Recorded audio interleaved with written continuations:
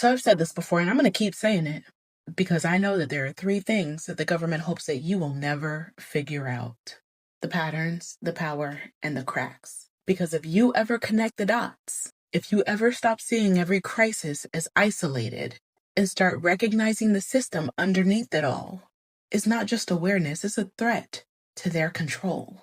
So here's your reminder: the patterns. It is the same playbook every single time. They don't invent new strategies, they just recycle the old ones, just updated for the moment. Surveillance went from wiretaps to the Patriot Act to AI facial recognition. Redlining didn't die.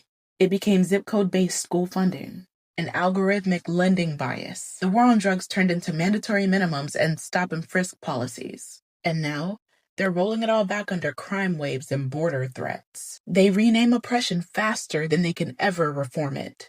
And when we do catch on, they dress it up as national security or public safety. Pattern recognition is survival. Number 2 is the power. This is why they keep us distracted.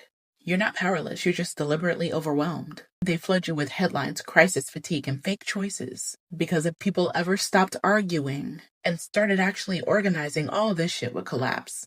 You think they're scared of voters? No, they're scared of coordinated strikes, though.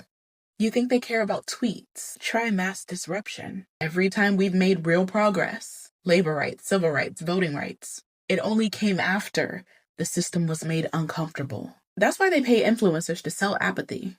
That's why they dangle identity as a wedge. Because divided people don't demand change. They just debate each other. They don't care how loud you get as long as you stay disorganized. Number 3 is the cracks. This system is not stable, just heavily guarded. They act like it's unbreakable, but it's not. It's fragile as hell. But held together by guns, propaganda, and fear. Corporations loot openly, but you're scared to miss work. Cops beat protesters and call it crowd control. The same law they use to prosecute you, you can use to gum up the system, but nobody teaches you that, right? And here's the part they really hope you don't say out loud.